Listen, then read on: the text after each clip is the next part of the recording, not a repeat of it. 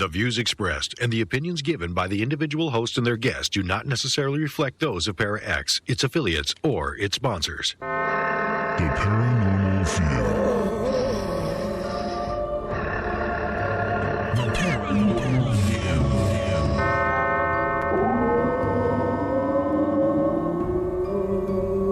The Paranormal View.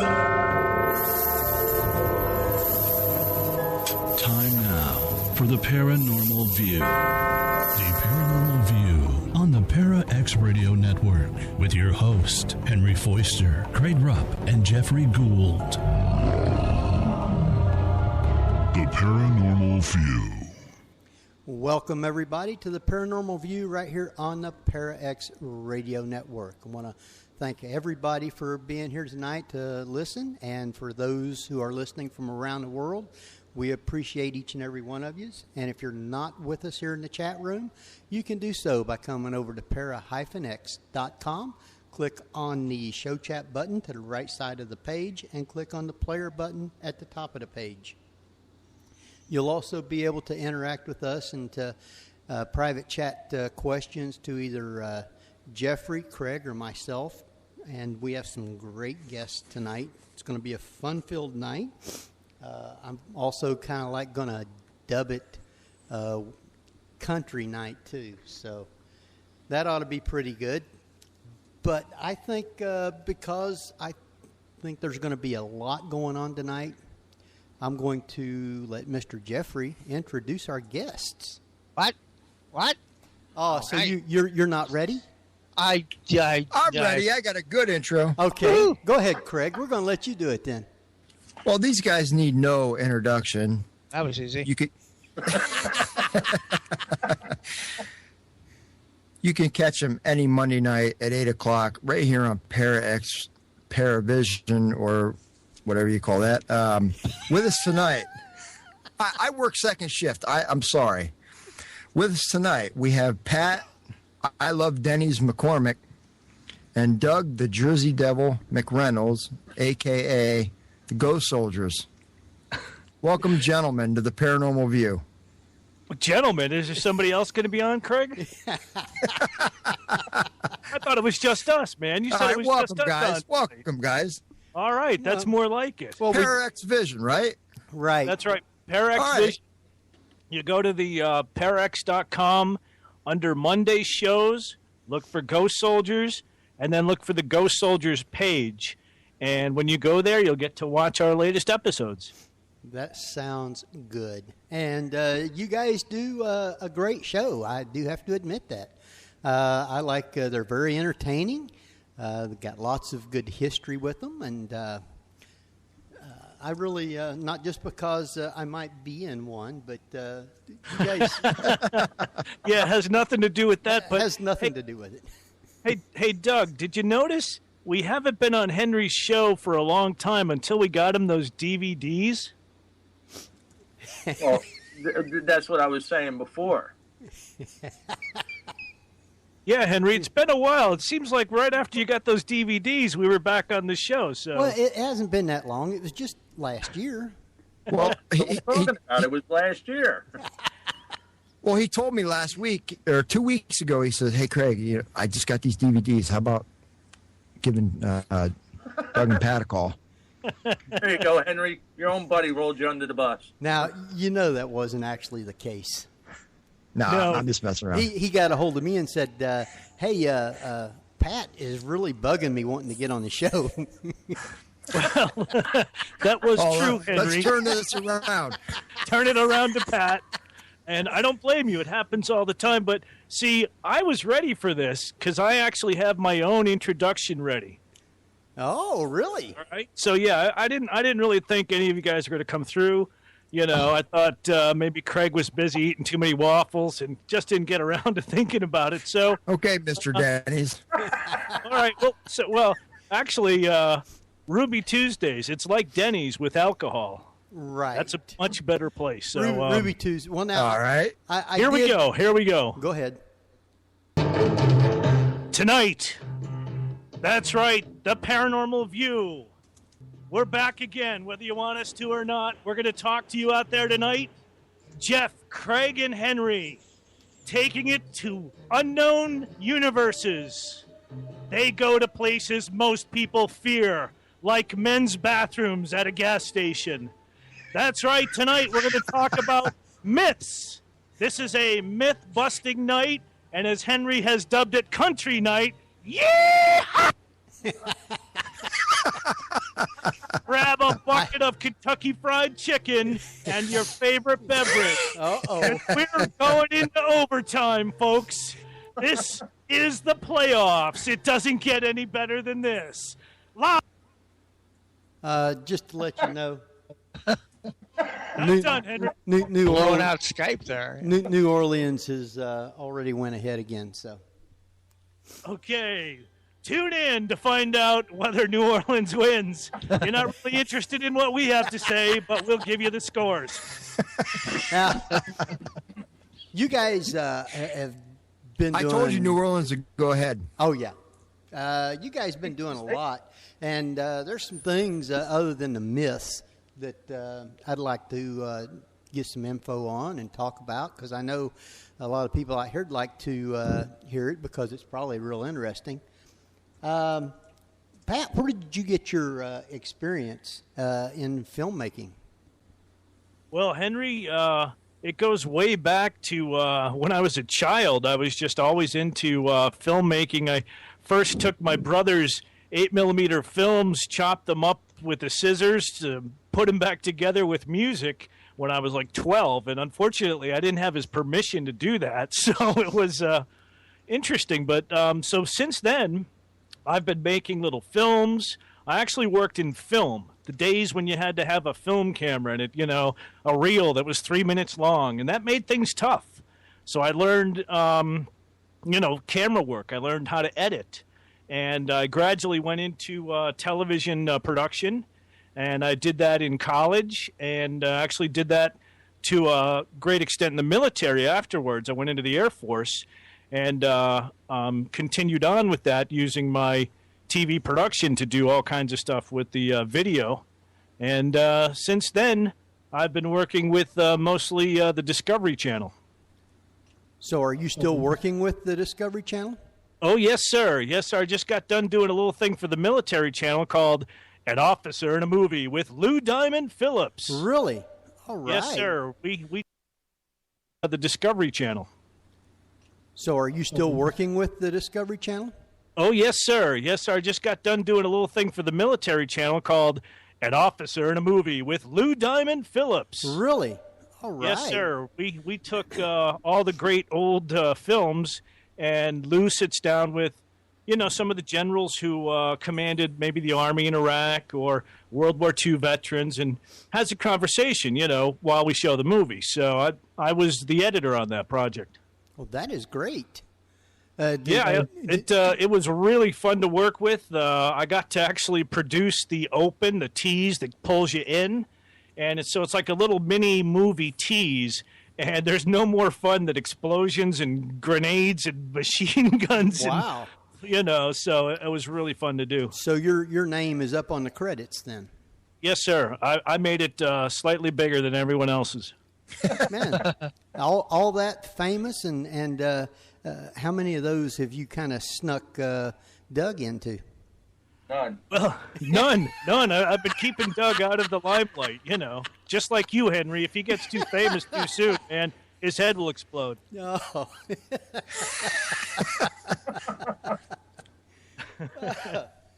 Yeah, But, Pat's starting me off slow by doing the shows that we do. So, hey, Pat, Henry, I got to say, Doug is instrumental in the whole Jersey Devil thing, and us getting chosen really, because our friend Dave Giuliano was too busy. But they recommended us, a lot based on the relationship Doug has with Dave and the Ghost Hunter store. And we've been friends with these guys for years. But Doug really is well liked down there, and that led to us getting the Cake Boss thing. So he's quite useful. In his own way, right? In his own way, sure, as everyone has their own way. The Ghost Hunter store, if anyone knew how much money I've spent there. You and me both. They just added a wing on and called it the Rupp wing. Oh, really? Yeah. They did. They bought the house I'd like to actually get there sometime. I've never actually been in the store. They throw a great party in October, and they bought the house next door, broke the walls out, expanded up both floors on both sides. It's a great place to go, a lot of fun, and they're just good people. And they throw a great party, and there's a little VIP section out back.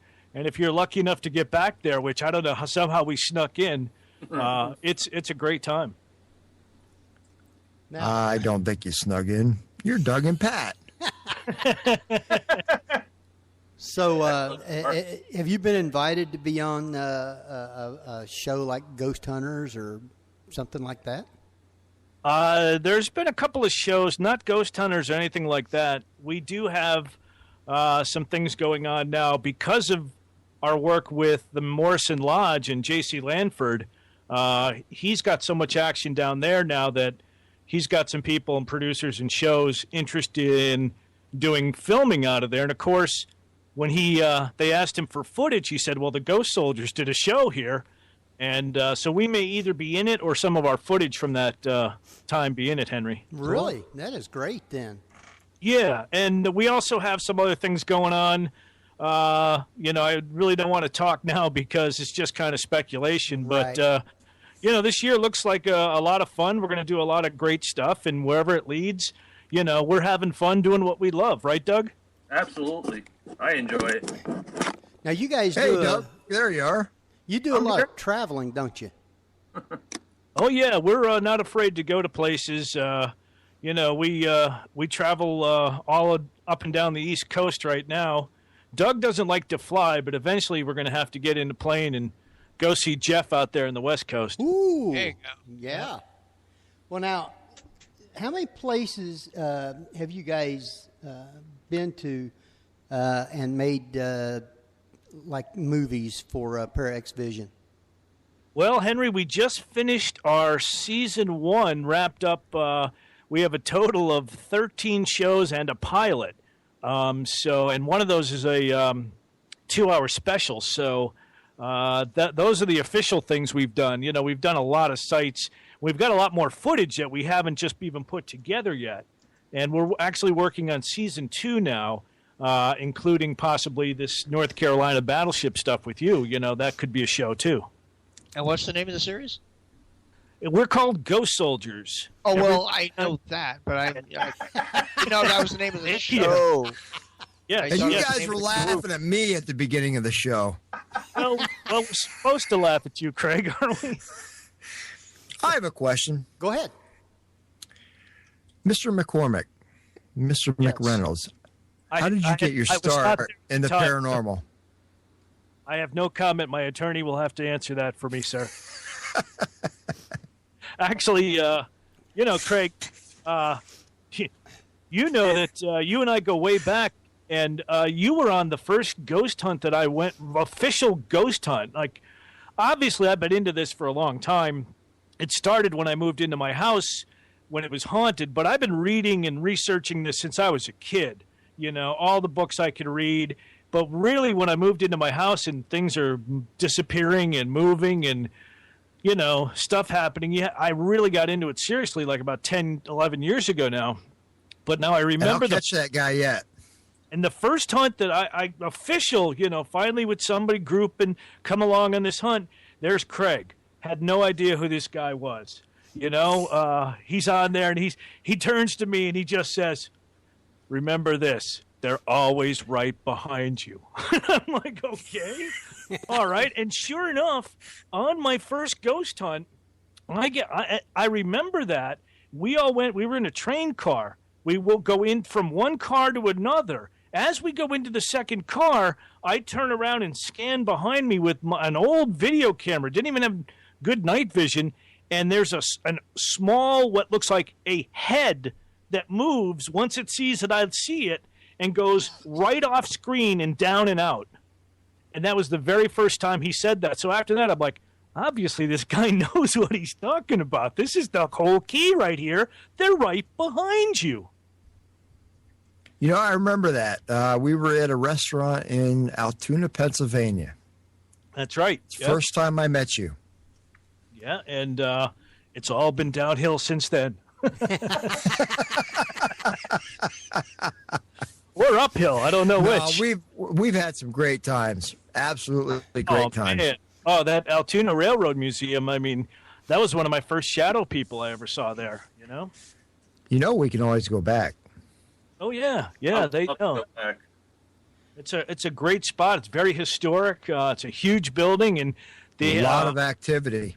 The old train cars. One of the best EVPs I ever got was in the caboose there. They have a caboose, and it was early on. It's not even like a DR60. I forget. It was one of the other models, and I said something like EVP caboose Altoona Railroad Museum, and you hear somebody in the background go, "Let's go."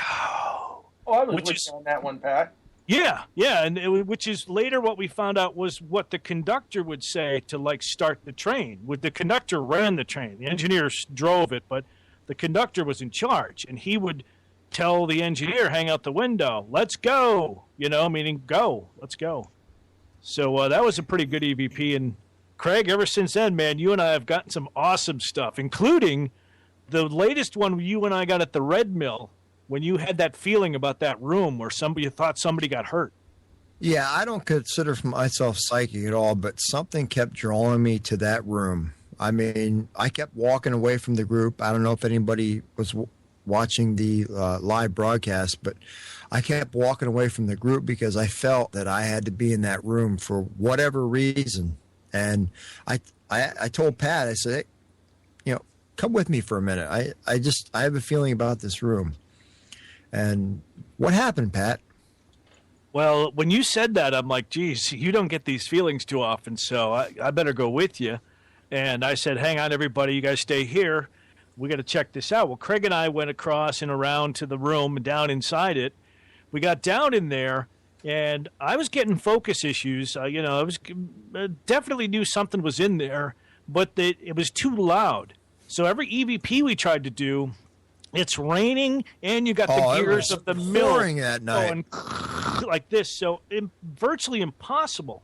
However, right before we leave, Craig says, like, come on, just touch one of us, pull our shirts, let us know you're here or we're leaving.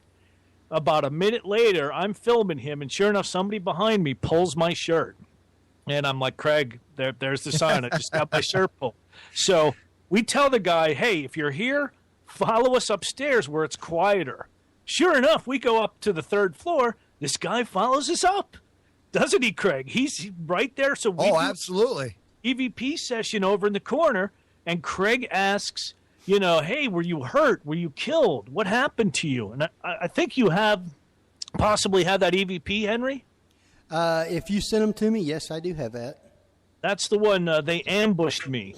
Okay, yes, I do have that one. And we're going to be playing EVPs a little later on. So everybody can... Yeah, it's a great EVP, folks, and it clearly Craig was onto something there. I would love to go back there when it's not a monsoon. we didn't even get to half the buildings that night, and I felt bad for Dave and Scott because they had all the wiring run, and it was just a torrential downpour. Well, but we had so much activity just up in that room where the band was playing, we really didn't need to go anywhere. And that was at the Red Mill. Yes, at the Red Mill. Right, Red Mill. Yep. Well, that was... We spent the whole time inside the mill that night, and you're right, Craig. There's 9 other buildings we didn't get to check out. But the store, the post office, man. Now, anytime you want. That was a live show. Anytime you want. Okay, remember you said that, Pat, because my goal for this year is to do as many live shows as possible. That's so right. We're going to have to get back there and do another live show from the Red Mill with you guys. Twist my arm, Craig. Twist it. Craig, you can always go down to Elizabethtown with us. Absolutely. Yeah, Kentucky. When The state when is beverage that? is You got milk. We got one down there the 28th of January.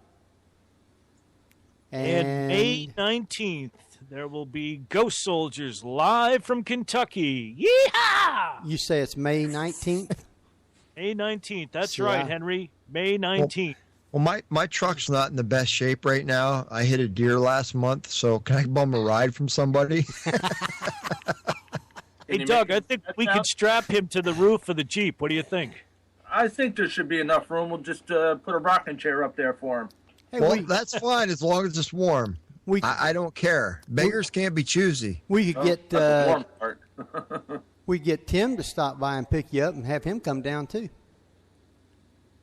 Tim Shaw? Yeah. He's got to come right by here, Route 15. That's Tim, right, if you're yeah. listening, just stop and pick me up. I'll wait right at the exit. Yeah, That's right, Craig. That's right. He's from Rochester area, so he's got to come down 15. Yep. Make him feel bad. Make him pick you up. Yeah. Yeah, Tim, if you're listening, please stop and pick me up on the way down. Otherwise, he'll be forced to stay in Williamsport, and no one wants to be there. No, I don't even want to. Well, you know what? I put in for transfer to Gettysburg, so hopefully you guys can stay at my place soon in Gettysburg. Now, Oh. Oh boy, don't twist my arm. uh-oh. Gettysburg, one of my favorite places. Oh, man. I still want to get back there, and hopefully we're going to be able to get back there sometime this spring, maybe before it gets too hot in the summer. Anytime you want, Henry, you let Craig and I and Doug know, and we will take you to some of the greatest places. I'm saying it now. Good.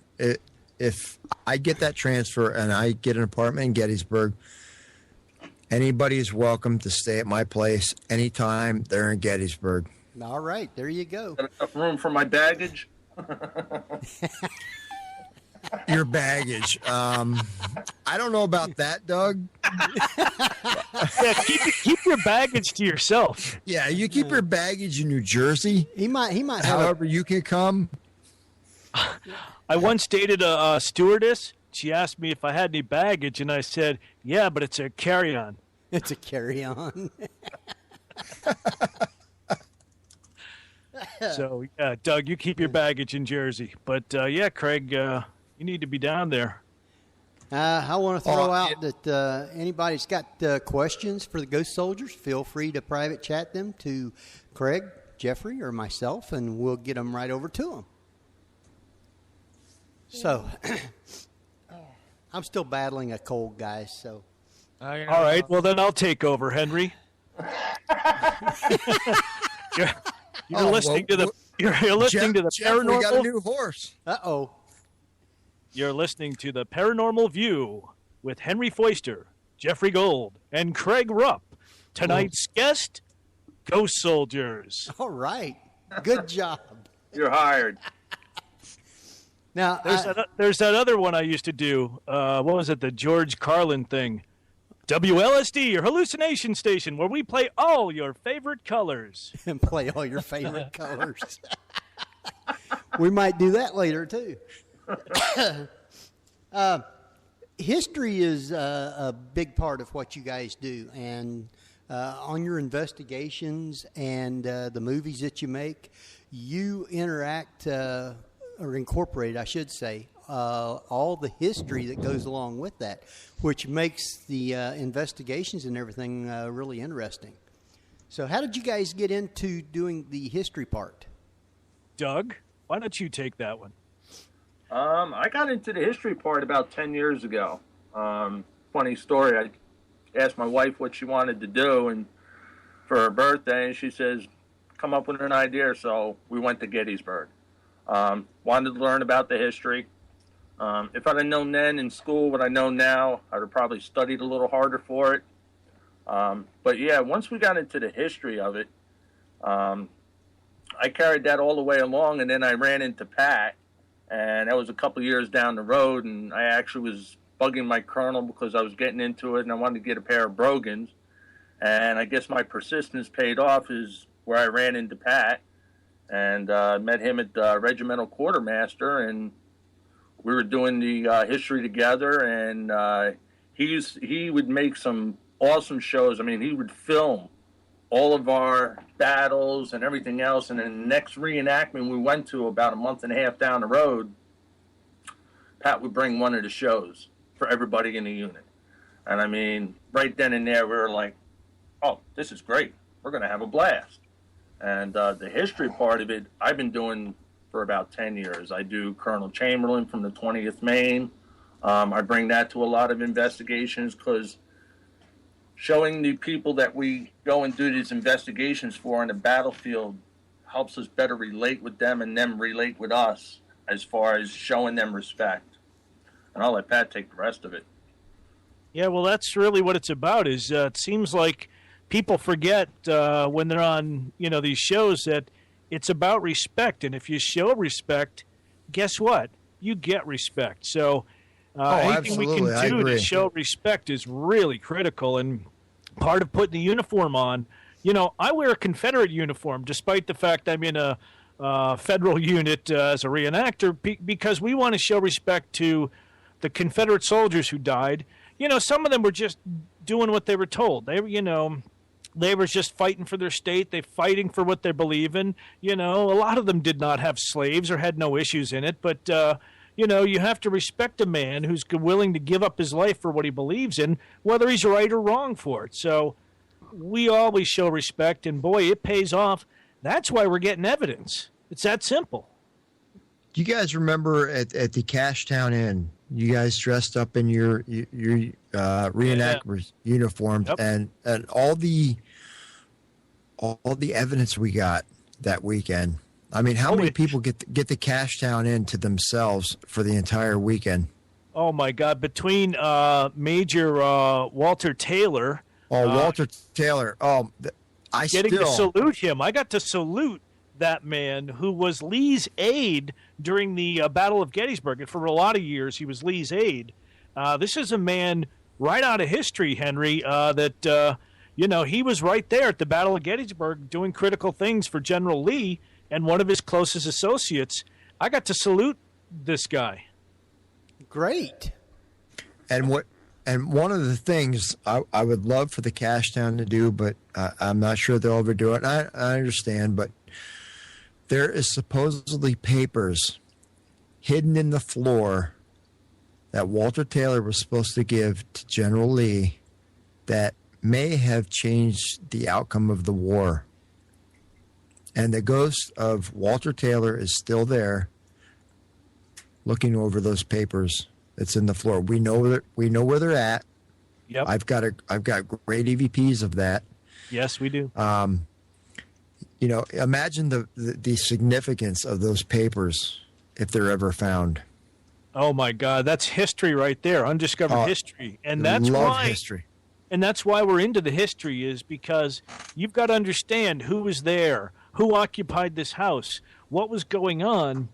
If you have any chance of communicating with this spirit or establishing a dialogue, you got to know who they were. What were they into? That's critical stuff. So knowing the history is the most valuable thing you can do going into any ghost hunt. Now, go ahead if you got a question, Craig. No, I was agreeing with Pat. History is, I love historical places, and it's great to know the history, or, once you get evidence, it's great to find out the history that backs up the evidence. Yes. And that's why we like doing our live shows, Henry, to show the people and the folks out there that watch our shows that the behind the scenes is not what they see. They see the finished product. Right. Like Pat was saying, the history, the studying, the reading up on it, making all the preparations, talking to the people, setting everything up.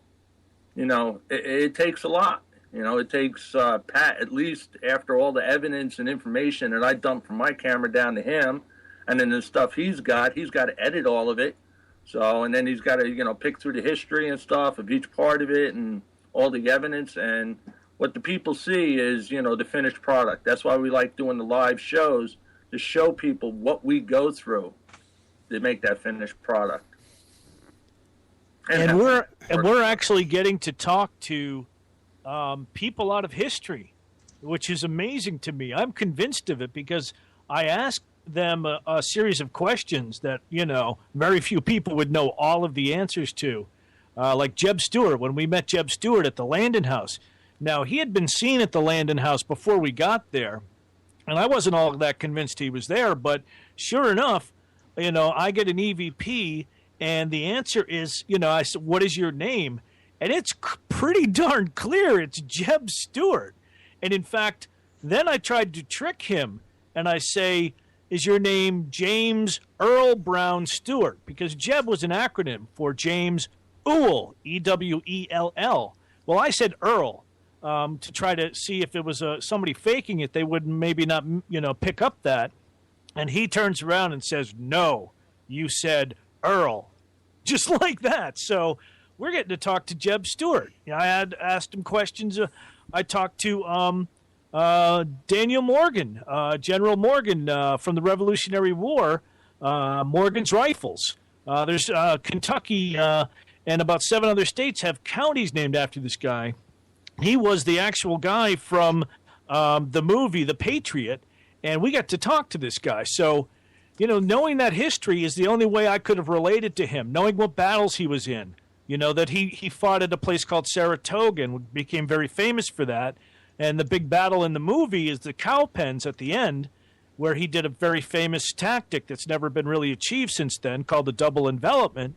And asking this guy which was the better battle for him, I thought he'd say cow pens, but no, on the EVP he says Saratoga, because at the time he was actually the hero of that battle and got a lot of praise. He kind of made him a rock star in the world at that time. But wow. Yeah, so these are the kind of things that knowing the history allows you to do once you find a spot that's possibly has a spirit in it. Well, our time is kind of like just run right on by. So it's going to be time for us to take a break. And when we come back, we're going to have more with the Ghost Soldiers. And we're going to talk about a little bit about them doing their reenactments. And start swinging over into some other things that they have lined up for us, too. So, Jeff, you want to do the honors? Sure, you're listening to the Paranormal View on para-x.com. We'll be right back, so stay tuned for more awesome stories and hilarity from Pat McCormack and Doug McReynolds of Ghost Soldiers. Para-X Radio Network, powered by CBS. Welcome back, everybody, to the Paranormal View right here on the Para-X Radio Network.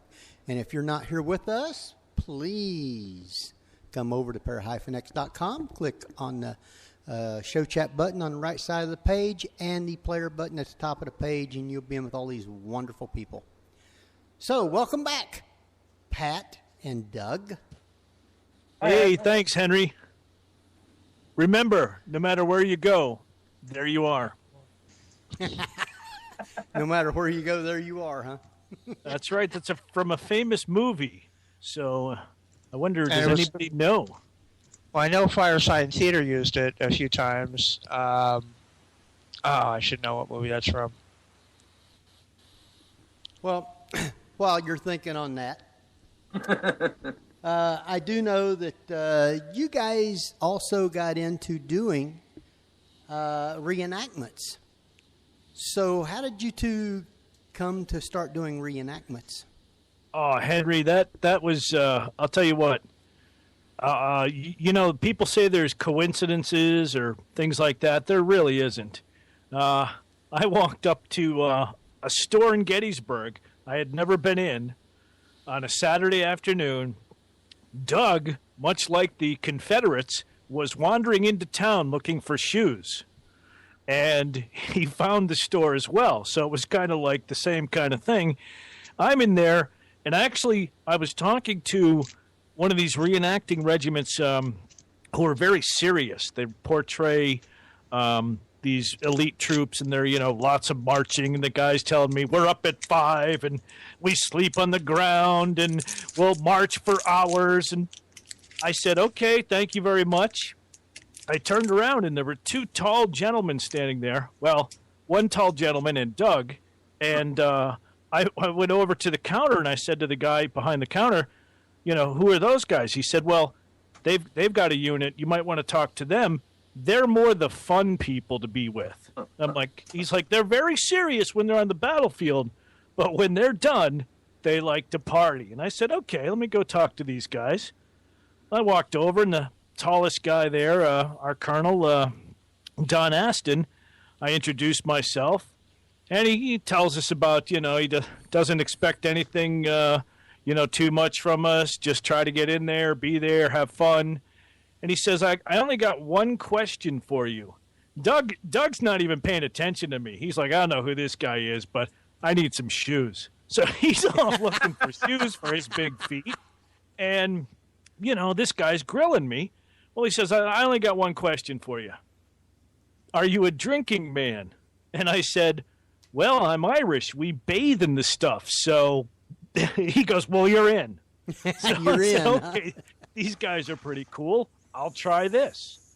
And I showed up at a battle, had never been at one before. It was Newmarket in Virginia. And I walked into camp, and, everybody's set up. They're in uniform. They're in their period, everything, man. Cups, the whole deal. And that's how I first met the unit. And there was Doug again, the guy who was at the store, who ignored me and went over looking for shoes. There he was with his shoes. So, we got to hang out for the whole weekend, just like you would in the Civil War. It was raining. It was muddy. It was miserable. It was fun. There was singing. There was alcohol involved. Everything that happened. So from then, we've been doing that for years, and it kind of developed into, okay, let's check into the paranormal and see if we can't help some possible soldiers, from the Civil War or any other wars. And that got us into the whole paranormal thing in general. Well, now, Doug, had you had anything to do with the paranormal before Pat had asked you to look into doing it? No, actually, I didn't. I was more concentrating on doing my character as Colonel Chamberlain, which, mind you, is probably, out of all the characters that somebody asked me to portray, he must be the most difficult because there's so much history. He's accomplished so much in his life. Now, I was more into the Civil War, and then, I noticed Pat was, getting into the paranormal, and another person in the unit, Zach, he was, into it, and I started doing a little research, and, Pat took me under his wing and, showed me the ins and outs. And ever since then, I had asked him one day, I said, hey, look, I really want to be a part of the team. So there just happened to be an opening, and, I got in, and ever since then, it's just been, me and Pat taking it to the next level each time we go somewhere. And Henry, this, being a Civil War reenactor, we found ourselves in some great historic places. One was this old Bedford village up in Pennsylvania. And, at night, the fighting's over, we would go over into this church. And, there's a church that's 200 years old. The whole village is 200 or plus years old. The houses are log cabins. Things were handmade. And we went into this church, and that's when I brought Doug along. I'm like, hey, come on, let's go check this out. I could tell right away that Doug kind of sensed stuff. He was picking stuff up, and then we'd get something on the readings, on the meter. So from early on, I saw that Doug kind of, I knew that he could feel stuff, and he doesn't want to admit it too much, but he knows a lot more than most people. And that's great, because you need to have that in addition to the scientific methods. It works much better when you do both. You're saying then that he knows more than what he acts like. Exactly. I meant that as a compliment, I think. Anybody that saw my Facebook picture of me dressed up as a Union soldier, Yes, I think that's the day I was there. I was hanging out with you guys. That's right. And Pat said, hey, come downstairs. Pat had this whole Pat, I don't know if I should say this on air. Pat Go has ahead. this way of getting into places earlier than expected. Really? So he had this whole layout. Well, you see, And he said, come downstairs. I got a uniform for you. So I tried it on, and it was really cool. I appreciate that, Pat. Thank you. It was like a little store, wasn't it? I had everything up on hangers. I'm like, let's see what we got. Oh, yeah. Yeah. Come on over. And that's the day that we tested out one of my EVPs. We fired the old musket That's right. to Yep. see if it would sound like the one. And you were actually there, the one we got in Gettysburg. The shots in Gettysburg were amazing. Yes. I mean, I heard them with my own ears, and they're at a time of night when there's no shooting on that battlefield. Oh, it sounded like a volley. You It remember was a that? volley. Yeah, it was a volley, and then there was every man for himself. It was like what they call is just fire at will. But the first one was a boom, and then it was boom, boom, boom. Now, do you think? Would you agree with me that that's coming over from the woods where McReynolds was killed? or General Reynolds. General Reynolds was killed. We were on Culp's Hill when we heard that. Right. And it seemed to be coming from the other side of Culp's Hill, which not quite as far, I don't think, as where Reynolds was killed. I think it was more because remember the second day, after that first day at night, the rebels were right up to Culp's Hill there, and they were on that riverbank and on the opposite side, and actually had gotten partway up the hill and were pushed back down. But so they were in that area exactly where we were. And just over the other side of the hill, they were testing the troops all night. In fact, I read about that as the Union troops were up there taking trees down, cutting trees down. So the rebels heard that, so they'd send like small groups out and start a fight so that they wouldn't be able to cut as many trees down, because they were building, forts and making structures they could hide behind. And the rebels would attack them at night several times, apparently. That's one of the mysteries of Gettysburg that I would love to solve is where Wesley Culp's body is. Right. Now, they say his sisters got word of his death and actually buried him in the basement of the family farm. I would love to get up there and do some investigation and try to find out where his body actually is. Was that farm still there? Oh, yes. Yep. Yes, Wesley Culp was basically killed in his own backyard in Gettysburg. Unfortunately, he was on the Confederate side because he had moved to Virginia for work. Yep. And he's tied into the whole Jenny Wade thing too, which his girlfriend a lot of people may not know. His girlfriend was Jenny Wade. That's right, and he moved away, and then another boy in town, I forget his name, started dating her, and they, I guess, had a pact that they would remain friends or something. But when he moved south and joined the Rebs, the other guy was on the Union side. They actually fought together on Culp's Hill, and of course, Wesley is he's killed, and he never quite gets to his sweetheart. Is the story? Whether it's true or not, we don't know, but it makes a great story. Here's a guy coming back from Virginia who's on the wrong side from his girlfriend, and everybody in town attacking the town, trying to get to his girlfriend to see her, though. Well, now and one of them had a note for her to give. That's right. I can't remember who, but it was the other guy. He got the note off of his body. He found his body, his friend's body, and got the note off and was supposed to deliver that to Jenny. Every time I drive by and look at that farmhouse, I look up in the woods and I'm thinking, okay, where is Wesley Culp really? right. Well, now the hill that they was fighting on, didn't that belong to his family? Exactly, Yes. Culp's Hill. Yes. Mm-hmm. It's very ironic that he died there because he had been in prior battles to this. This wasn't his first battle. It's just a shame that people had to die like that. I mean, and the Civil War was very, very bad war for people to fight in. Oh, horrific! yeah. The amount of killing and the use of the old Napoleon tactics were just devastated entire units. Oh, yeah. Before they even got a chance to fire a shot. It was just useless slaughter is what it was. Exactly, murder. Really, you'd call it murder anywhere else except for war. Now, But that's what it was. where all have you guys actually did reenactments at?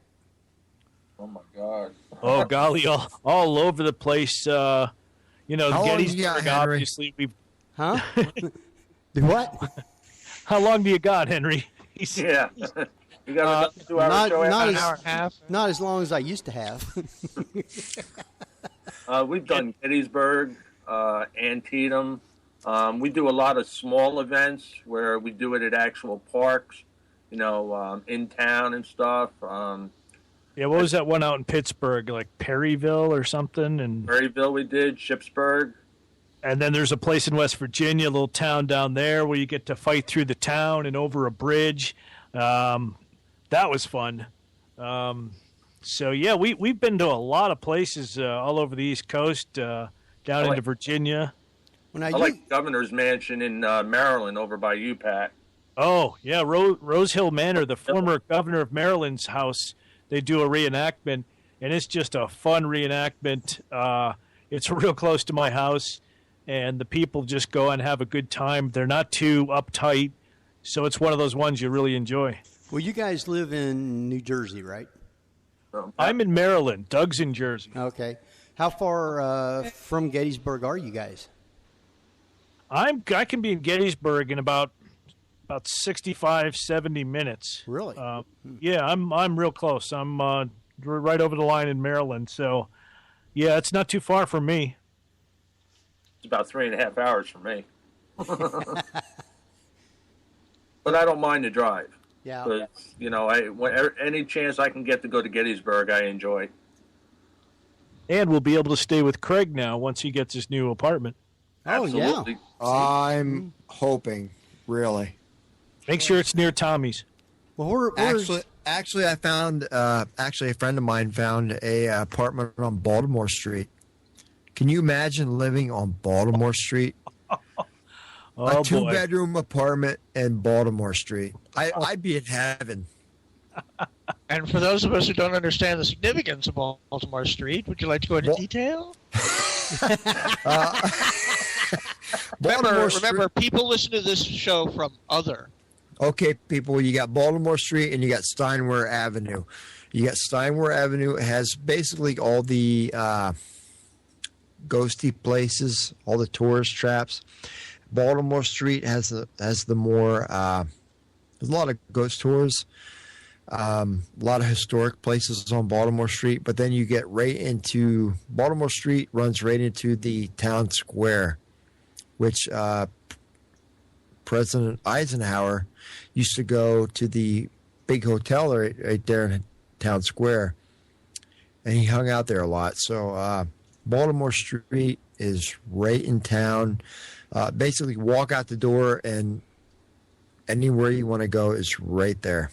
Well, and actually, the end of the battle on day one winds up on Baltimore Street, right where Steinway starts, and that's the the Union cemetery. troops. Yeah, the Union troops are posted up on the high ground in the cemetery, and the Confederates are down in the town at the Farnsworth Inn, which you can still see the bullet marks in the side of the wall from them shooting back and forth. There's, I believe, over 100 bullet marks in that wall. Wow. Yeah, there's a lot. So Craig would be living right on like Battlefield Central, basically. That's pretty interesting. I wonder if the people at nighttime, they're in the town like that, when it kind of quietens down, if they might hear the gunfire and stuff from the old battles. Well, I don't know, but I'll tell you what, when Doug and I went there the last time we met up with Craig, and then we walked down into town, we actually were doing EVPs in various areas trying to see, like, are there soldiers everywhere? Because there should be, really, with the devastation and the carnage. The battle was all through the town. And we got stuff right on the road near where Pickett's charge was. We got stuff Down by the Civil War Museum, there was a reenactment group who just happened to turn out to be friends of ours on the rebel side, guys we had hung out with and, partied with and, battled. We got EVPs right there. The guy said, well, what do you think? Is there a soldier here? I'm like, I don't know. Let's find out. Started the recorder, stepped a few feet over by the tent, asked some questions, and sure enough, we got responses. So there's like soldiers walking all through the town. Well, now, I guess before we go into some of the other stuff, do you want to play a couple of the EVPs that we've got here before we take another break? Oh yeah, let's play some of these EVPs. How about the one Craig and I got at the Red Mill? They ambushed me? Yes, they ambushed me. Okay. What we're going to do, you want to tell everybody about that real quick, and then I'll play it. So give everybody a chance to put their headphones on and turn their volumes up. Yep, get ready to crank it up. This is an EVP Craig and I got at the Red Mill. We talked about this earlier. Craig had a feeling that something was going on in this room. We went down in there, but it was too loud to get an EVP, so we asked the spirit to follow us upstairs. Once we got up there, we asked him a couple of questions, one of which Craig asked him, hey, what happened? Were you hurt here? Were you killed? And he responds, yes, they ambushed me. And you can clearly hear they ambushed me. So give it a listen, right. And this is real, folks. Turn up your sound. Here it goes.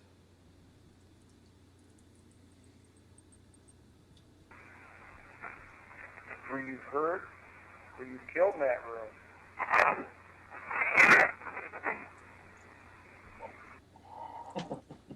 Yeah, he says I was. They ambushed me. They ambushed me. Now I'll play that one more time for everybody, so listen close now. Were you hurt? Were you killed in that room?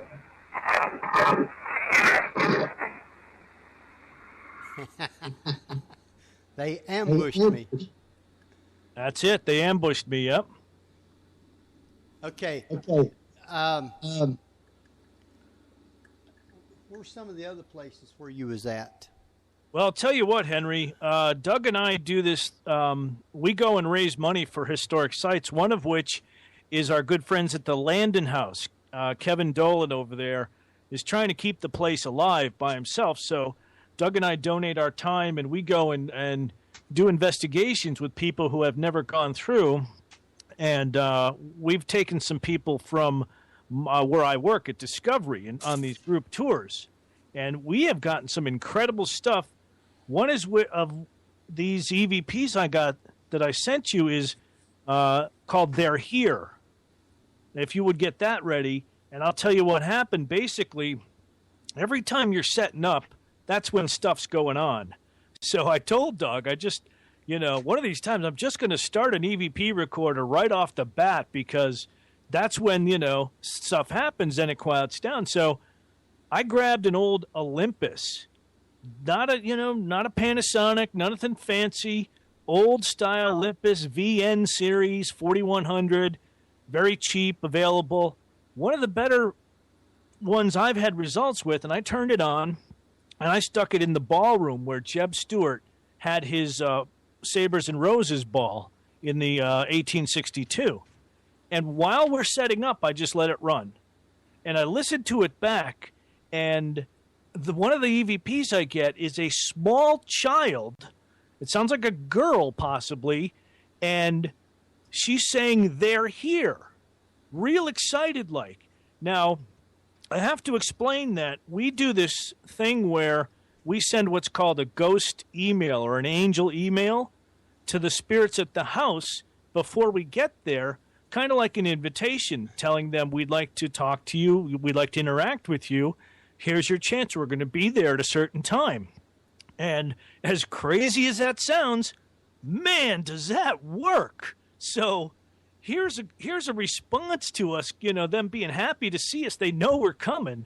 And it's a small child. And later on, we had what we thought was several small children following this this girl I work with named Melissa, she's short, and the kids were instantly attracted to her and hung out with her all night. And so that EVP is, and it's clear as a bell. This is not anybody with in my group. All right, so put your headsets on and turn your volume up. Here it is. That's real quick, but it's real plain, too. So I'm going to play it again for everybody. It says, they're here. So listen real close.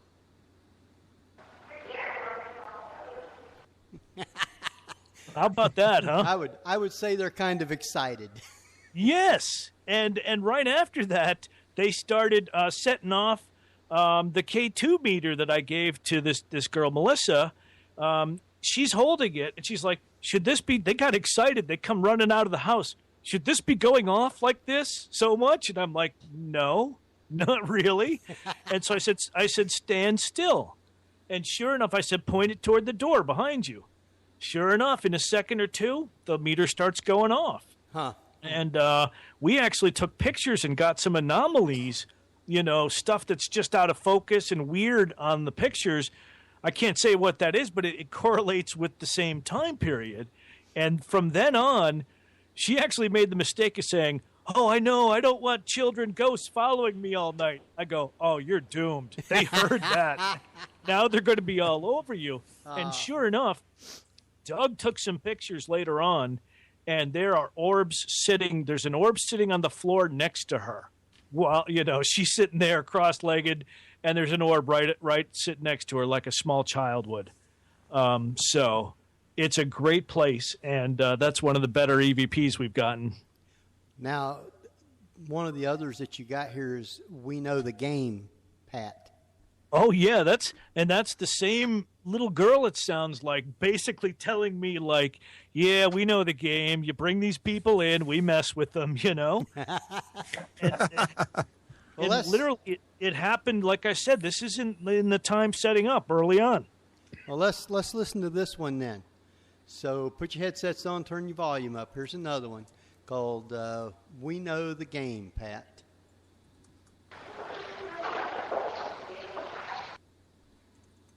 Very clear. And I'm going to play it again so everybody get a chance to hear it again. So listen close. We know the game, Pat. I know. How about that? She's basically like, yeah, we got it. We know your game. Now, there's one more here we'll play before we take another break. And it's called You Died. And it says, I did. And then you say correct. Oh, yeah. This is, okay. This is taken in the same ballroom. Now, the ballroom was also then, after the Battle of Antietam, used as a hospital. And actually, we think the surgery was done there. So it would have been filled with dying and wounded soldiers for weeks after the Battle of Antietam in 1862.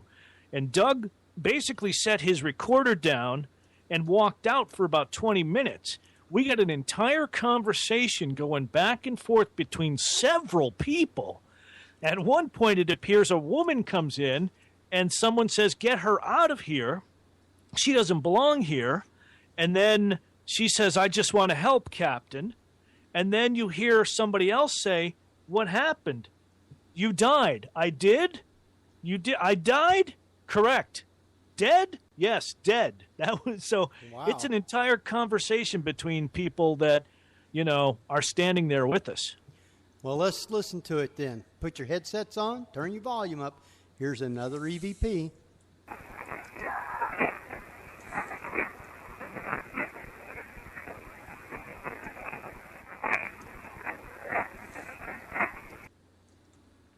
Correct. You're dead at the end. Correct. That's a hard one to hear, but try it again. All right. Listen close now.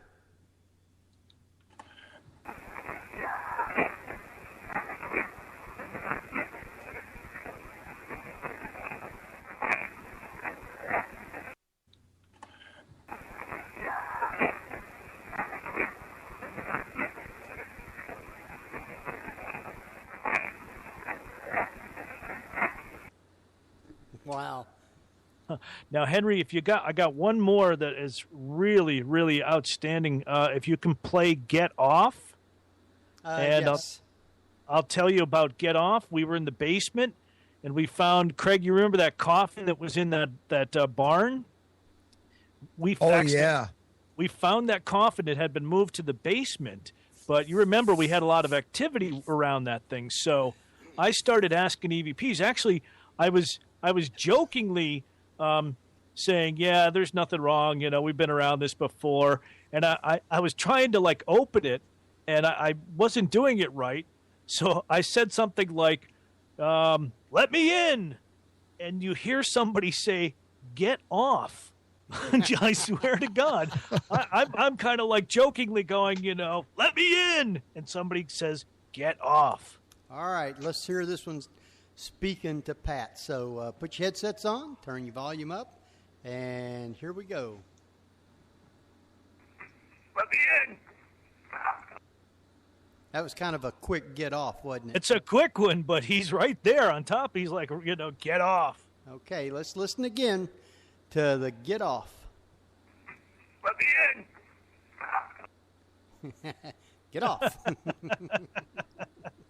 So, yeah, that was interesting. He didn't want me on that coffin. I was actually leaning on it at the time, so. Didn't we get some great stuff walking out of that place? Oh, yeah. We got out in the yard there, actually. I've had a lot of luck by the chapel, exactly, Doug.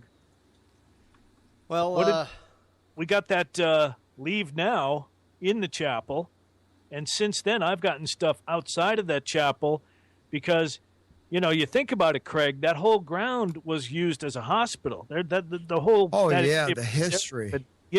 Covered with dead and dying. You just can't imagine.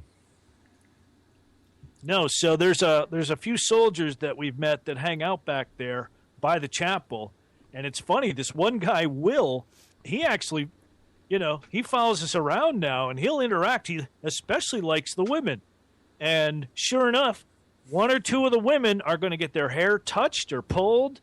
One actually got kissed on the cheek, and this last time we went, this one woman got a little too freaked out, and after a while, she's like, I am out of here. This is not somebody stroking my hair back here, and there's nobody behind me who let me out the door. Wow. And that was the same night we were actually watching the doors open behind us, physically able to close them and wait. And you know how we do, Craig, that they're always behind you? Yeah. So, you're right. We standard tactic now. You close the door behind you. They're so curious. They still think they're human. They got to open the door to look in. And I swear to God, I have video of somebody opening a door and peeking in. Wow. When there's nobody on the other side of that door. Well, how about the dogs? Remember the dogs in the basement? The dogs, getting the dog. That was crazy. I've gotten one since then. I've gotten the same. I was in the basement. Doug, remember we were down in the basement with that group, and we played one of the EVPs back, and all of a sudden somebody's like, "Was that a dog?" And sure enough, he's barking in the background. Wow. That's interesting when you can get voices and stuff like that from animals. Well, the story was, Henry, that these dogs. But when the Confederates were there, they had a bunch of dogs locked in the basement, and so they wouldn't be running out destroying everything. But when they got pushed out, when the Union troops came in, they didn't have time to let them out. They hadn't fed them in a while, probably because they didn't have much food. And then it was a week before really anybody occupied the house, and so the dogs were in there, no food, no water, and it was pretty hot. It was, you're talking August, September time frame. So these poor animals died by the dozens down there. And that was the story people had said who had been there. Other groups, had put on their site, we got scratching and we heard the sound, what sounded like a dog or a collar, or, and sure enough, I went there knowing that and took a dog dish and put some water in it in the basement. And that's when I got the dog bark. Now, I think it was about that time, Pat, that I had walked down to the basement And didn't we catch some footsteps coming down the stairs? Oh yeah, the footsteps right behind you that you got on your recorder that nobody was there. We thought, maybe Doug had come down or one of the, Don or one of the other people, and we went around the corner and nobody was there. Then that guy from Haps came down, our buddy Don, and it was actually caught on your recorder, I believe. Right. Yes, I have that. Well, we're going to jump off, take another break. Now, when we come back, what was some of them things that you had lined up for everybody? The 9. We're going to explore some myths, folks. Yeah. We'll talk about some of the myths that people believe, like it has to be dark to be ghost hunting. Right. Or all orbs are dust particles. We're going to talk about those when we come back and maybe even listen to one or two more EVPs. So don't go away. We're going to let Mr. Jeff, I believe it is. Which one? Whose turn is it? Jeff's? Craig now. Yeah. You did me already. I was like, wait a minute. Now what? Well, it's got to be somebody's turn. Yeah, one of you guys. All right. Well, thanks everybody for listening tonight on the Paranormal View. We'll be right back with Pat, I Love Denny's McCormack, and Doug, the Jersey Devil McReynolds of Ghost Soldiers. We'll be right back after these messages on the ParaX Radio Network. Waffles. Whether you're listening at home, at work, or anywhere, thanks for making ParaX part of your day. Your source for everything paranormal, ParaX. Welcome back to the Paranormal View right here on the ParaX Radio Network. Appreciate everybody being here tonight, and for those listening from around the world, if you're not here in the chat room with us, you can do so. Come over to para-x.com and click on the show chat button right side of the page, and then click on the player button at the top of the page. You'll be in with all these wonderful people and be able to interact by sending private chats to Jeffrey, Craig, or myself with questions for the Ghost Soldiers, Doug and Pat. And speaking of that, we already have a question. All right. For you guys. This is from JC, and he wants you guys to explain the contact. They say sometimes of focus issues. Since no one else ever talks about those, it usually seems to lead to other evidence. JC, what a great question. What a great guy. JC is just one of the best people that we've had the privilege of working with down in Kentucky. And the contact thing is, and this is my theory. People can believe it or not. I'm trying to pass it on out there because a lot of people are picking up on it, but they're not really sure. And basically what it is the cameras that we use anyway, and most good video cameras use a sonar-like device sending out a high frequency to determine the focus. So while you're using the autofocus on the camera, if energy gets between you and a solid object, just like in fog, rain would divert, your headlights, in a mist. The same thing happens to energy. Energy gets diverted. It doesn't come straight back. The camera will go out of focus, and not just out of focus a little, out of focus a lot, and it will stay out of focus as long as that energy stays in front of the camera. Once that energy moves, sure enough, it goes back into focus. Now, okay, everybody's sitting out there, yeah, went out of focus, yeah, big deal, that happens all the time. Well, no, not really. These cameras, the frequency it's over, I don't know, it's like 6,000 times a second that this beam is shot out there. And for something to disrupt it that long has to be quite a bit of energy. Now, we're seeing nothing in front of us, but through the camera can see infrared, and it's picking this up. And whatever this is throwing the cameras out of focus. I was in Ireland for a week. 6 days I had no focus issues. I walk into what's reported to be a haunted castle, and I point into a cell, and instantly it goes out of focus in the corner. Now, I have done enough research and being a cameraman for as long as I have to know that these things are associated, and it's a way that we're able to find and track a spirit. And when everybody else figures this out, man, this secret is out, and it's like looking for their trail, something you can see that nobody else can see. Well, it seems to be in the infrared spectrum, and the camera is able to pick that up. I hope that answered the question, JC. Oh, I was waiting for you to talk more. Well, I figured, Henry, you've got a cold, so but I thought maybe Doug, what do you think? You've been doing this long enough. How about the correlation with these, the focus problem and the way we're able to contact these things? Well, like you said, Pat, we've done so many different locations. Me, myself, down here looking in the Pine Barrens for the Jersey Devil, a lot of times I'm out in the wilderness, and I have my camera with me, and it never goes out of focus. I use it a lot of times when I'm doing investigations, and it doesn't always go out of focus. When we go into, like, the Landing House or Gettysburg or the Cash Town Inn, as soon as we go in and start doing our EVPs is when we start seeing our camera starting to go out of focus. And that actually helps, because when it does that, we automatically stop and do an EVP. And you've heard some of the great EVPs we've come up with. So we're hoping that we're one step ahead of the technology here with these cameras. Well, and don't forget, Doug, it's not just that. We don't rely on any single piece of evidence. The thing is that these, focus problems, or as we call them, contacts, almost always have an EMF spike associated with them, either in their location or somewhere else in the room. And there's also usually a jump in just, the temperature. And you saw that in that room, that kitchen we were in, Henry.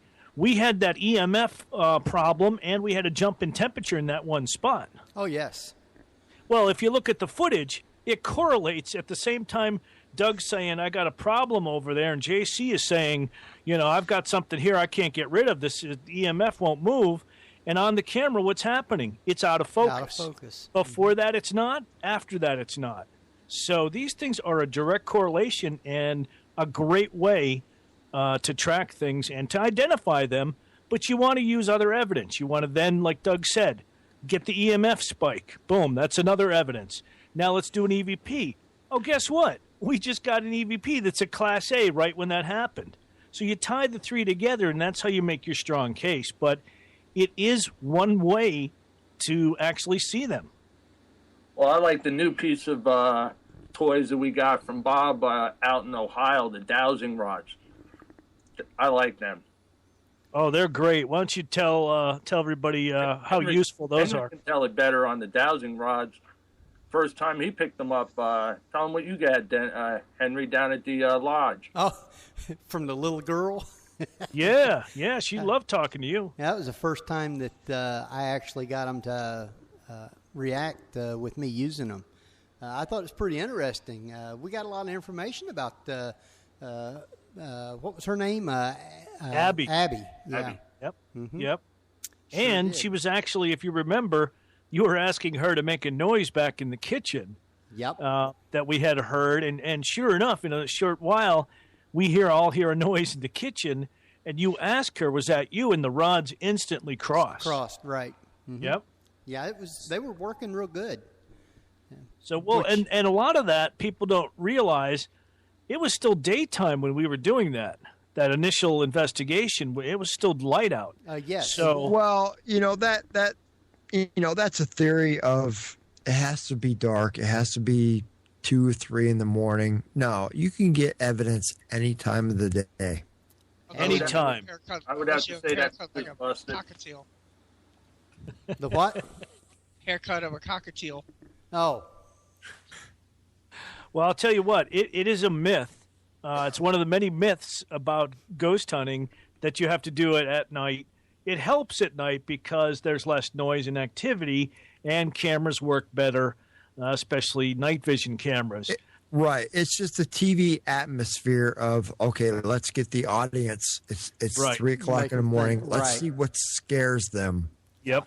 Now, Pat, you know as well as I do, you and I have been to Gettysburg many times, and we have gotten things at 1 o'clock in the afternoon. Oh, broad daylight, absolutely. Oh, absolutely. Yeah, 10 o'clock in the morning, Doug and I got that one EVP. There's a soldier by the fence. It was 10:30 in the morning. And you remember when you and me and Don were at the I'm not going to say what farmhouse because we weren't supposed to be there, but Don actually got his shirt tugged and he thought it was me. Yes. And that was like 2 or 3 in the afternoon. So, folks, it doesn't have to be dark. Nope, that's paranormal activity. That's definitely a myth. And that's a myth that goes right on out the window because the farmhouse I used to go do a lot was biggest part of the stuff that I got was done in the daytime. And I got footsteps. I got answers, great answers with names and all kinds of different things. And it was all done during the daytime. Absolutely, Henry. It does not matter. The time doesn't matter. And that brings us to our myth number 2, that there's something called dead time. Now, that's a great concept for maybe television, but in actuality, there is no such thing as dead time. They don't wait till a certain time on the clock. True. Like you've been saying, you get stuff at 8 o'clock in the morning. Some of the best stuff we get is during the daytime. Right. So to tell people they have to wait till 3 a.m., or whatever their time they want to choose, is really just a made-up concept. Yeah, it's a thing. Some of the best stuff we get is when 2 people make me go to dinner at 6 o'clock, and there is a thunderstorm. Yes, correct. Who would those 2 people be? That would be Pat you 2. And Doug, the ghost. Yes, we held him, folks. We tied him to the chair at the restaurant. Oh man, he was foaming at the mouth. Let me out of here! I must get back. You don't understand. There's evidence to be had.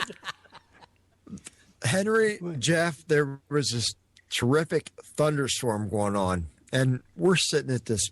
I mean, it's a great restaurant. Don't get me wrong, but all I'm thinking is we need to be back at the house. And the whole time, you never even stop to think that there might be something right there in the restaurant where you're at. And it was. We were. Well. Yeah, we were sitting in a haunted site itself. It's one of the most haunted sites in that town of Marietta. Well, there you go. So you should have got something trying to eat. He was so busy worried about what was going back at the mansion. And you guys, what did we get when we got back? It's one of the top EVPs of my so-called paranormal career. Oh, yeah, that's when we were up in the bedroom towards the end of the night.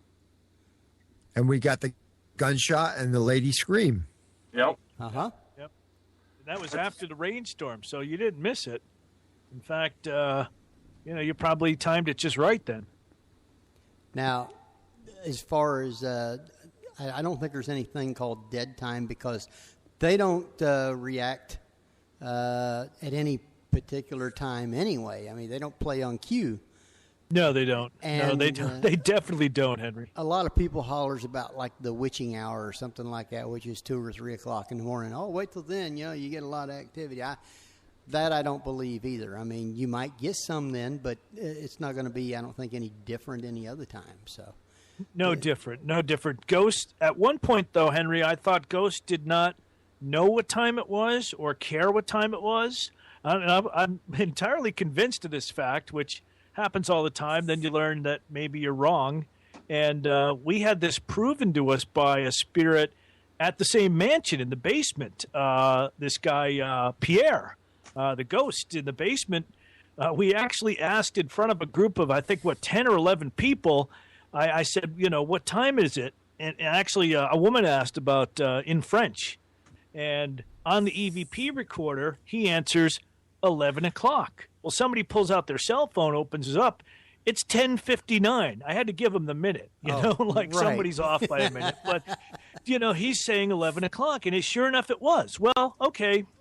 That's one thing, right? You can discount that. Chance, whatever. So I tell Doug, I pass him. He's taking another group into the basement. And I tell him and his group, I'm like, yeah, apparently the ghosts know how to tell time. They got the time right. Well, about an hour later, he's down there. And what happened, Doug? We did the same thing. We started doing the EVP sessions, and it just popped into me. You had said that to me on the way out, so I threw the time out there. I said, what time is it?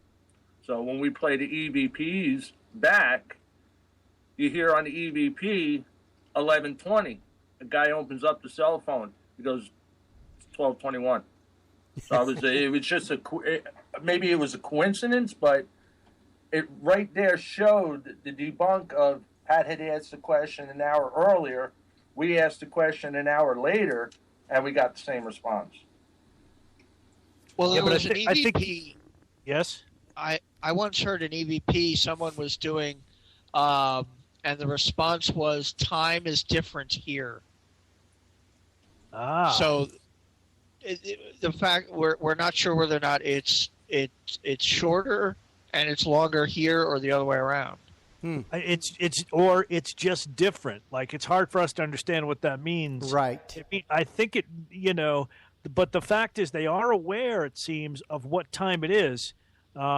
Like Doug, when he asked, and the Pierre responded 12:21. It was 12:21. It was an hour later, or whatever it was. He got it right twice that night separately, and both of us, separate recorders. We're not in the same room, so it shows me they do know what time it is. And Craig, if you remember, the Civil War soldiers that we met near the Cashtown Inn on the outside, that would have been, the wounded in the field. Right. You remember there was a whole bunch of those guys there, and they didn't believe the war was over. So it was almost like to them, it was like, zip, and all of a sudden it's right where we were at. Yeah. And it seemed like a matter of days or months to them. Exactly. One of my favorite places in Gettysburg is Spangler Spring. And sadly, there is a soldier from Maine Yes. who believes the war is still going on. We tried to get him to cross over, but He's waiting for help. Right. He's waiting for Remember? backup. Yeah. And that's, we tried to get him to cross over, but He's waiting for help. Right. He's waiting for Remember? backup. Yeah. And that's just very sad. I mean, what is it, 151 years later? Well, he doesn't want to leave his buddies. Remember, he said there seems to be like a couple other guys there, and he's Right. like in charge or whatever, and Right. he feels like he's responsible, and you're right, he doesn't want to leave. Right. Time does not stand still for him. No, but he's waiting, and that's the sad part. It's like That's very sad, and he will not cross over. Well, he will not leave his comrades who are wounded.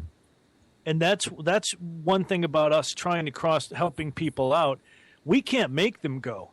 Anywhere we go, when we get soldiers who want help, we did it at the Landon House a few weeks ago. We crossed a bunch over there from the EVPs we got, where they were saying, help us. Those guys who were saying, you died, we got them across, but it's their choice. If they want to stay, they can stay as long as they want. And there ain't a damn thing we can do about it. That's right. Right. So you can only offer them the choice, and if they need the help and accept it, they understand and they can go, but it's really up to them. Well, now our time is like zipping right on by. So, what is number?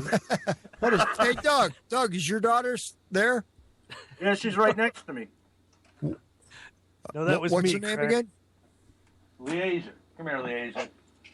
Come on. Remember the Jetsons? Yeah, the Jetsons. Get louder so people can hear you. Go ahead. It's okay. Hey, say hi. Hi. Hello. Hi. Welcome to the Hello. Paranormal View. Yes. Now, Hello. what is number 3 on your list? Oh, number 3. That's a good thing. that ghosts are still living in their time. We pretty much covered this, that they're not, that they're, able to, they're seeing what's going on. Craig and I had soldiers follow us up the Irish Tower at Antietam, and we got AVPs at the top. So if they're able to climb a monument that wasn't built, for back then, right. 75 years later, then they're living in our time. They're seeing what we have. We know that. They turn our cameras off now on a regular basis, turn our IR lights off, and so they're able to process what's going on. They don't understand it all. Right. They're definitely, they have memory, they remember people, and they are adding all this up. Well, that would be all ghosts, because there are some ghosts that are probably stuck in a time loop, or right, or just an impression haunting, not an intelligent haunting. It's like a replay of a video or something. Yeah. Well, yeah. That's actually our next myth, is that the ghosts are mostly residual energy caught in a loop of time. Yeah. I don't believe that. I believe you can experience a residual loop of time, but that they actually, in their mind, they might be stuck there, but they're able to move forward and back and forth. So if they choose to be in that moment of time, yes, that can occur, but they're not limited to that. It's only that their own perceptions keep them locked in that loop. Like a kid and a soldier was seen in a part of a house in Gettysburg, and they were having a party in the next room, and people said, "Why is that young boy in there? Why don't you invite him in?" And he said, "I can't go in there. That that part of the house isn't there." Well, that was only his own mind keeping him from perception, because you can. Well, that's pretty interesting, like that. So yeah, and that leads you to the next one, is that ghosts can't follow you home. Well, unfortunately, as Craig and Doug and most of us know by now, they can't. Sure. I feel that they can go wherever they want Pat, to. You were there when I dropped him back off. I know at the time I hadn't had anybody follow me home too much, and I thought you were out of your mind, but when you're opening the door, letting nothing out of your car. But boy, when it happens to you, Craig, you're like, okay, that's real. And what was the name of that place? Right outside of Gettysburg on 116, I think. Not down by the Fairfield? No. Oh, shoot. I can't think of it right now, but that's right. That's right. I picked him up, and he followed me home, and I had to drop him back off, and Pat was there as a witness. And was he thumbing? They kind of just, they're still. Usually I don't have that problem. Whenever we are done with the investigation, we say, okay, you need to stay here. You can't come with us. At any rate, this soldier followed me home, and I had some problems with my car. I got some EVPs in my truck, and I took him back and dropped him off. Never had a problem since. So, and it's going to bother me now, the name of this place.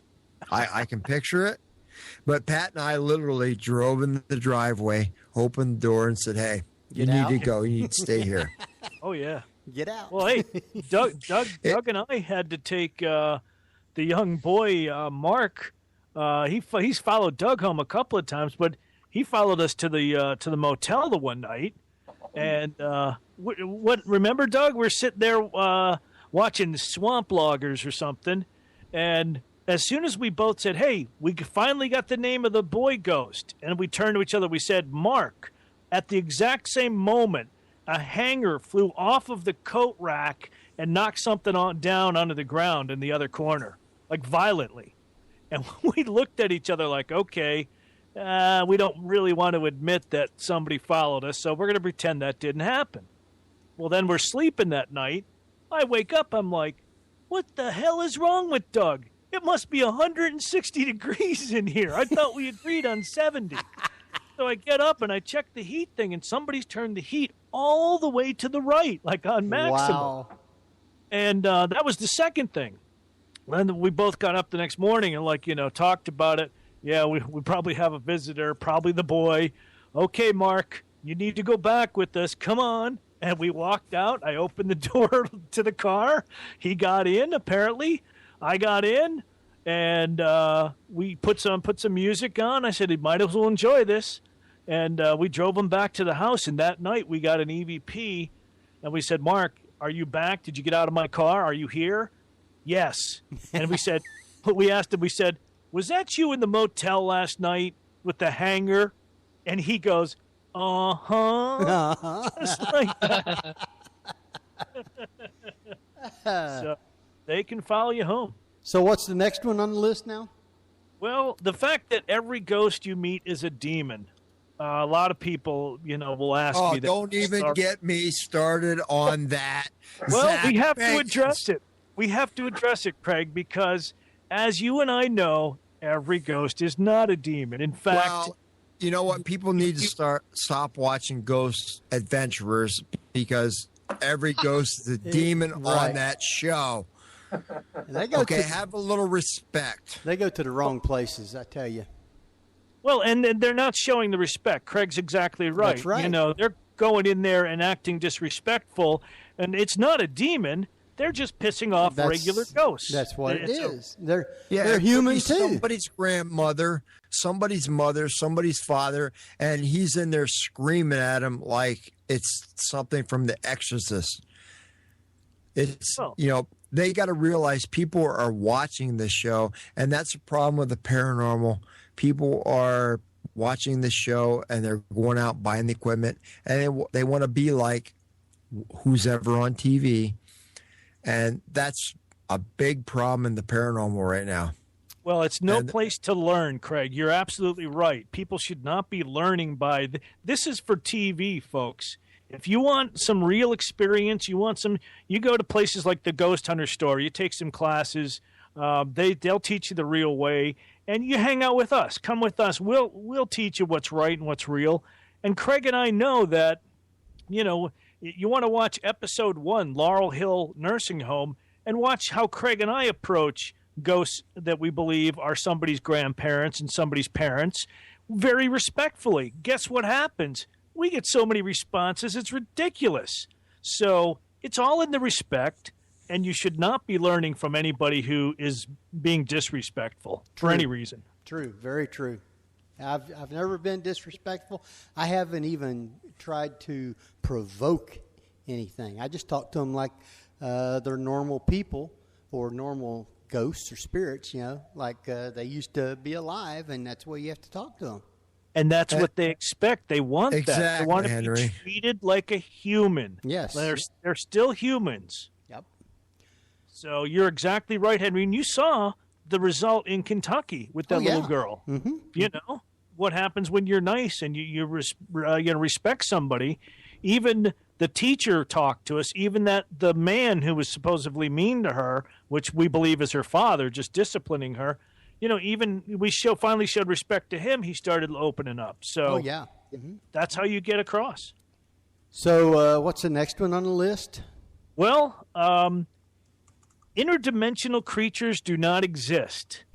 Now, I have to say that's a leap, but it's been proved now with the new results from the super collider in Switzerland that other dimensions do indeed exist. They've kind of known about this for a while.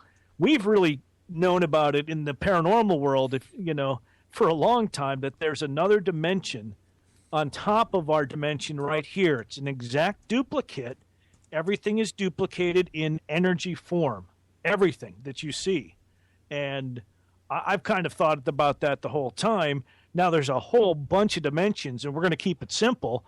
Right now there's proof other dimensions exist. Now, if they do, why couldn't they be that transition area between living, dead, and the other side?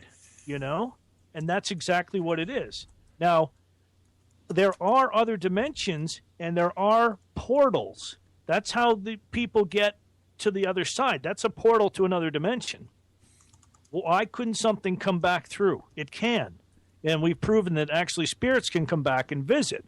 Well, if there's other creatures, interdimensional creatures that we're not aware of, why couldn't they also come through? Well, I think they can. So I think we're going to find out over the next few years that some of these things, like the Jersey Devil, are an interdimensional creature, would explain why it could live so long, why it could survive hitting telephone lines in an explosion, being shot with a cannonball by Commodore Perry. It would explain a lot of things. So I think we're just beginning to understand that. And it's being seen in multiple towns on the same, sometimes the same night. Exactly. Yes. Yeah. So it's in many places at once. So that would be hard to do unless you could somehow cheat time and space, which time and space are basically the same thing. So if you could do that, you could be in several places at once by going through these wormholes, so to speak, small wormholes right here. So what number are we up to now? We're up to number 9. Okay. When people die, you're automatically transferred to the afterlife by some angels or some people wearing some nice robes. This, unfortunately, is not true. And I want to tell people, especially anybody out there who's a little depressed anymore, if you're thinking about suicide, do not do it because you're not going to go anywhere. It's not going to help you. You think you're going to be, over, it's done, and you're in heaven. Well, that's not true. You could be stuck. I know personally my cousin, about a year ago, he took his own life and wound up stuck in the basement of his house. And after months and months of problems and things and shadow people, they asked me to help out. And eventually I was able to cross him over, but he was miserable. Right. And he was stuck here, and most of those people, if you're thinking that, it's not going to help you. You might as well stay here because nothing worse than being stuck in between.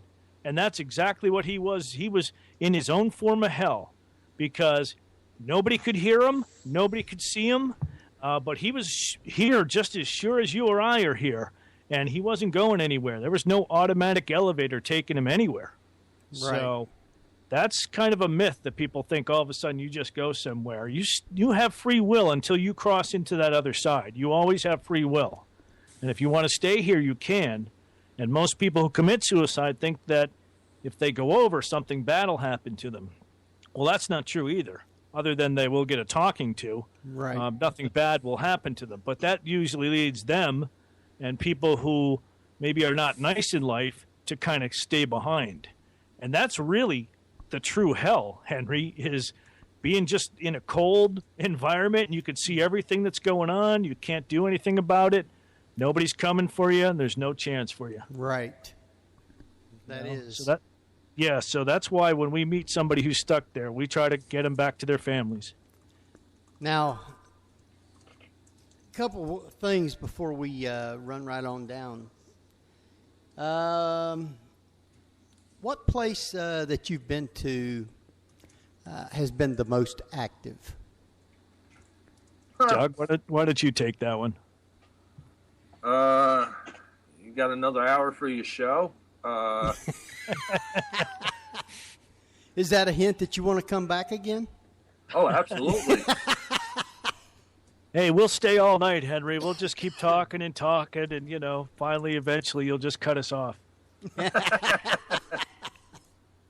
Well, I'll tell you what, Doug, that's a hard question. I don't know what your response is. I'd be hard-pressed because we've had so many places with so much activity. It's hard to, single one out. Yeah, it is. It's actually, you could say the Landon House. We've had good investigations there. That's been off the charts, yep. That was also a good one. The Haldeman Mansion, which, we're sorry things went the way they did. I hope they, can come to reason and we can get that site back. But Gettysburg, anywhere we go, we have, great activity. Now, sometimes it doesn't always start off, with a hard bang, solid EVPs. It takes a while to work into it. And, right. That was one of the things we had when we did the filming with Buddy.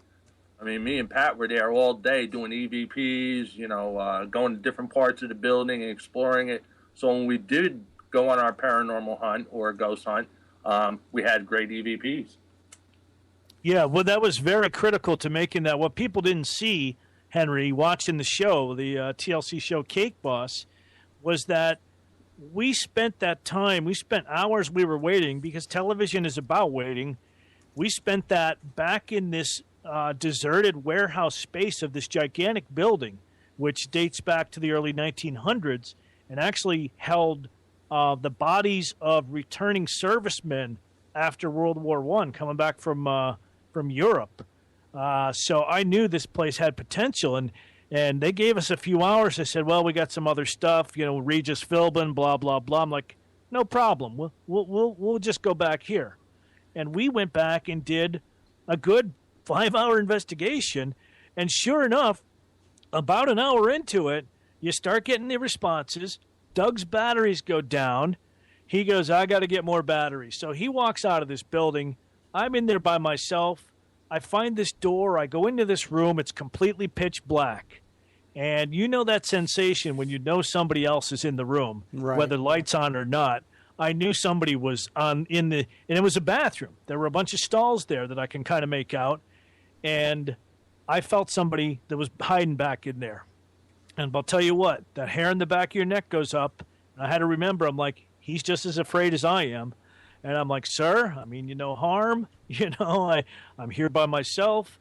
We're here to help you. And, of course, you feel the room get real ease, calm come in. And sure enough, he start getting some EVPs, and he starts saying, help me, Right. I died here and stuff like that. So I knew that there was somebody back there. However, once we started filming, Buddy's father pushed all those other ghosts aside, and it was his business first. He wanted to make contact. He knew who we were, what we were doing there. Right. And he went right up to Buddy, who Buddy he didn't believe at all. He was completely like, I do not believe this. Let's go do this. I have a party to go to, And we're like, no problem. They gave us 30 minutes to do the actual investigation. Had we not done our 5-hour investigation ahead of time, we wouldn't have known even where to go. So I was going toward where this guy in the bathroom was. We didn't even get there when we start getting the contact. We get a focus problem. And I knew I had been through there for an hour and a half, had no focus problems, that was, probably somebody. And, of course, the meters start going off, and Buddy's goes to 1.0. And he gets a look on his face like, uh-oh, what does this mean? I go, well, that means you got somebody close by. Everybody freeze. And sure enough, the other meter, the red light starts going off. And that's his daughter, your Buddy's sister. And that led to the father coming forward and saying a bunch of EVPs, including saying I love you back to his daughter, who was in tears. Oh. So, yeah, it was great to be a part of that, and we're real thankful for Dave Giuliano being too busy and recommending us. Otherwise, that wouldn't happen, and we're so happy to be a part of that Cake Boss show, and they were all great people, and all the people with the production crew, High Noon Productions, did a great job, Josh and Dixon, right. And it was just a great thing to be a part of. And, if that gets the paranormal community out there a little bit and, That's show great. how serious we are about this stuff, then it helps everybody out. Our time has dwindled right on down, so can you give your website out real quick like? Sure. You can go to theghostsoldiers.com and check out our website and view our show every Monday night at 8 p.m. Eastern on parax.com. Thank you, Henry. Thank you, Jeff. Thank you, Craig. And It's been an honor. I want to thank you guys for being on. Stay on until after we get off. We'll chat with you for a minute. Jeff, you want to give our sites out real quick like? Sure. Let me just make sure that I'm not going to... Hang on. There we go.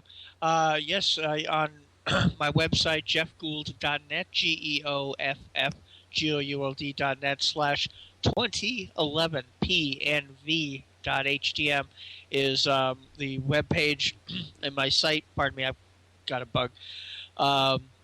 With embedded podcasts of our earlier shows throughout last year and now this year. And if you want to get your own Paranormal View apparel, go to cafepress.com/realbadgershop, all one word. And you can find us easily enough, Paranormal View, on Facebook. And pretty much all three of us have profiles on Facebook, so enjoy. All right, that sounds great. I want to thank you guys for being on tonight. I want to thank everybody for being here listening, and for those around the world. Next week, we have Karen Lavin with us and her book, Cincinnati Ghosts. So come back next week, same time. Until then, this is Henry Foister. Craig Rupp. Jeffrey Gould. And see you next week. So good night, everybody. Good night, Henry. Thanks for coming.